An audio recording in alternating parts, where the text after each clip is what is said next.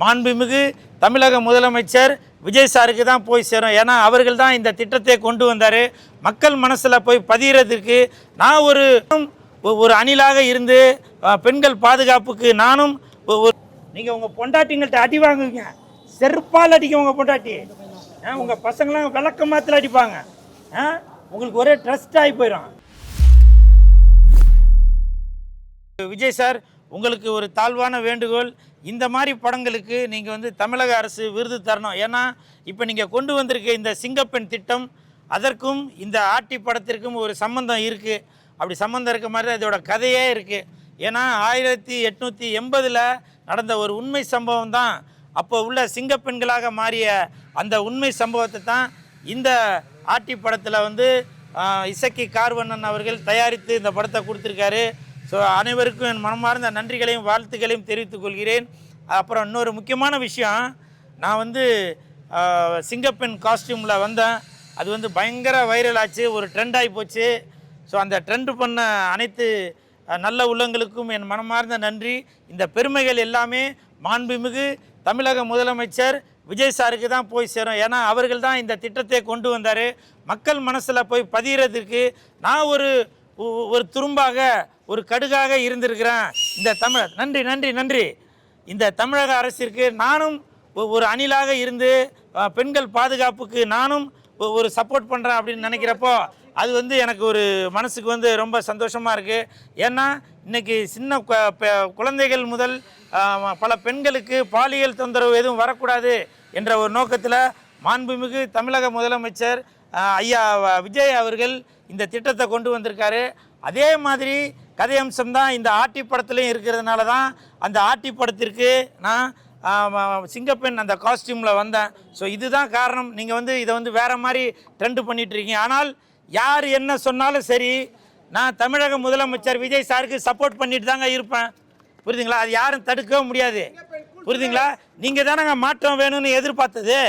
மாற்றம் வேணும்னு நீங்கள் எதிர்பார்ப்பீங்க, ஆனால் நீங்கள் மாற மாட்டீங்க. இது என்னங்க நியாயம் இது? அதனால் விஜய் சாருக்கு நீங்கள் என்ன ஒரு எதிர்ப்பு தெரிவித்தாலும் சரி, அவர் கொண்டு வர நல்ல திட்டங்களை நீங்கள் ஏதோ ஒரு பண்ணி முடக்கணும்னு நினச்சாலும் சரி, நான் மாண்புமிகு முதலமைச்சர் விஜய் சாருக்கு நான் எப்போவுமே சப்போர்ட் பண்ணிட்டு தான் இருப்பேன். ஏன்னா நான் விஜய் சாரோட ரசிகன். எனக்கு எவ்வளோ பெரிய எதிர்ப்பு வந்தாலும் சரி. அது மட்டும் இல்லை, இன்னொரு குட் நியூஸும் ஒன்று சொல்கிறேன். இன்றைக்கி காலையில் ஆட்டி படத்தோட தயாரிப்பாளர் திரு இசக்கி கார்வண்ணன் அவர்கள் இந்த சிங்கப்பெண்களோட கதையை எடுத்திருக்காரு. அதே மாதிரி இப்போ இந்த 2 நாளாக சோசியல் மீடியாவில் ஒரு பரபரப்பாக இருக்கிறதுனால அவருக்கே ஒரு எண்ணம் தோணியிருக்கு. ஏன் நம்மளோட அடுத்த படத்தில் இந்த சிங்கப்பெண்கள் அந்த கதையவே நம்ம எடுத்தா என்ன அப்படின்னு சொல்லி அவருக்கு ஒரு யோசனை தோன்றிருக்கு.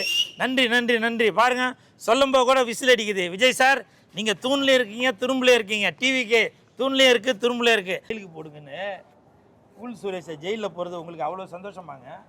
ஆட்டின்றது ஒரு நல்ல படம், சிங்கப்பெண்களை பற்றிய படம். அது அந்த படத்தோட ப்ரமோஷனுக்காக விஜய் சார் ஆரம்பித்து வச்ச அந்த நல்ல திட்டங்களை மக்கள்கிட்ட கொண்டு போய் சேர்க்கறதுக்காக இந்த கூல் சுரேஷ் பாடுபடுற. ஆனால் என்னை நீங்கள் ஜெயிலுக்கு அனுப்பணும்னு சொல்கிறீங்களே, ஏன்? எனக்கு தெரியுங்க, உங்கள் உள் மனசில் அந்த மாதிரிலாம் எண்ணம் இல்லை. ஏன்னா கூல் சுரேஷ் கள்ளங்கப்படம் இல்லாதவன்னு உங்களுக்கு தெரியும்.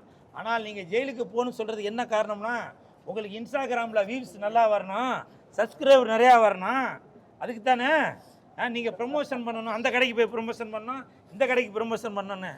நீங்கள் என்ன ஜெயிலில் போடுறதுக்கு நாற்று நட்டாயா, களை பறித்தாயா, இல்லை குளிக்கிற பெண்களுக்கு மஞ்சள் அரைத்து கொடுத்தாயா?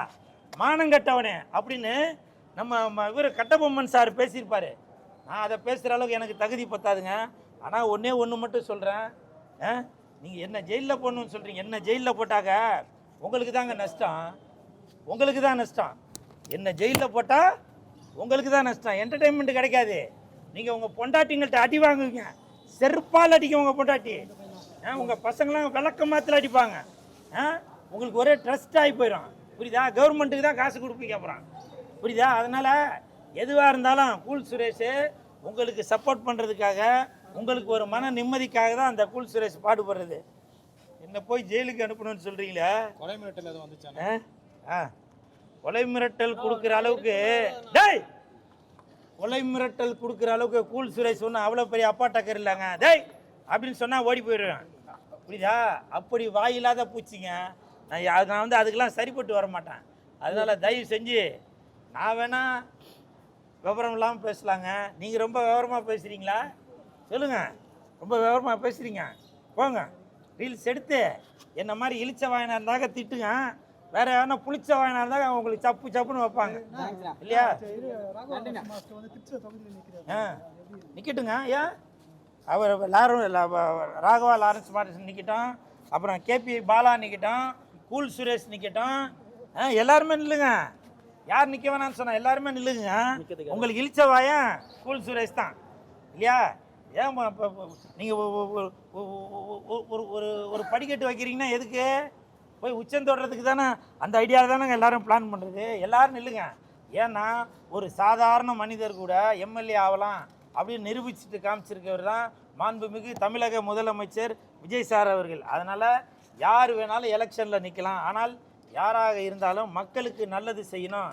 எப்படி இப்போ திமுக எம்எல்ஏக்கள், இது டிவிகே எம்எல்ஏக்கள், அப்புறம் டிவிகே அமைச்சர்கள் எப்படி மக்களுக்கு நல்லது செய்யணுன்ற ஒரு எண்ணத்தில் வந்திருக்காங்களோ, அதே நல்ல எண்ணத்தில் திருச்சியில் நில்லுங்க, கோயம்புத்தூரில் நில்லுங்க, மதுரையில் நில்லுங்க. ஆனால் மக்களை தெருக்கோடியில் மட்டும் நிற்க வச்சிடாதீங்க. அது ஒன்று மட்டும் சொல்கிறேன், சரிங்களா? அதனால் யார் வேணாலும் நிற்கலாம். இழிச்சாவா என் கூல் சுரேஷ் கூட நிற்பான். நீங்கள் ஜெயிச்சு வச்சினாக்கா உங்களுக்கு என்டர்டெயின்மெண்ட் கண்டிப்பாக உண்டு. யார்? ஆமாங்க, கண்டிப்பாக ஜெயிப்பாருங்க. ஏன்னா அவர் எனக்கு தெரிஞ்சு தங்கமான மனிதன். போட்டி இருக்க தாங்க செய்யும். ஏங்க சாதாரண சப்ப பையன் கூல் சுரேஷ்கே இவ்வளோ எதிர்ப்பு இருக்கும்போது ஒரு தொகுதியோட எம்எல்ஏக்கு நிற்கும் போது நீங்கள் எவ்வளோ எதிர்ப்பு வைப்பீங்க சொல்லுங்கள்? எவ்வளோ எதிர்ப்பு வைப்பீங்க? அதனால் நம்ம லாரன்ஸ் மாஸ்டர் அவர்கள் நின்னால் கண்டிப்பாக அவர் ஜெயிப்பார். ஜெயிப்பார்ல. தமிழ்நாட்டில் நடக்கிறது ரீல்ஸ் அரசியல் ஆட்சி நடந்துட்டு ஒரு விமர்சனம் வருது. ஆமாம், தமிழ்நாட்டில் நடக்கிறது மட்டும் இல்லைங்க, உலகம் ஃபுல்லாக நடக்கிறதே ரீல்ஸ் அரசியல் தான், ஆட்சி தான். புரியுதா? உலகம் ஃபுல்லாக நீங்கள் அமெரிக்கா எடுத்து போய் பாருங்கள், யூடியூப்பில் சமைக்கிறதான் பார்த்துன்னு இருக்கிறாங்க. அதுக்கு பேர் ரீல்ஸ் இல்லையா? அவர் அமெரிக்கா பிரசிடென்ட், அவர் பேர் என்னப்பா? குண்டா ட்ரம்ப்பு. உங்களுக்கு நீங்களே ரீல்ஸ் போட்டு தானே இருக்கீங்க, நான்லாம் பார்த்துன்னு தான் இருக்கேன். உலகம் ஃபுல்லாக இப்போ ரீல்ஸ் முகம் தான் ஆயிடுச்சு. புரியுதுங்களா? அதனால் விஜய் சார் வந்து ரீல்ஸுக்காக பண்ணுறாரு அப்படின்னா தயவு செஞ்சு யாரும் சொல்லாதீங்க. அவர் ரியலாக பண்ணுறாரு. ரீல்ஸுக்காக பண்ணது படத்தில் கில்லி, திருப்பாச்சி அந்த மாதிரி படத்தில் என்ன விழுந்துச்சுரா பார்த்தீங்களா? இப்போ கூட விஜய் சார் பற்றி பேசணும், மைக்கே அதிர்ந்து பார்த்தீங்களா? இதுதாங்க மாண்புமிகு தமிழக முதலமைச்சர் விஜய் சார். சரிங்களா? நன்றி. உங்களுக்கு கை வலிக்கும்.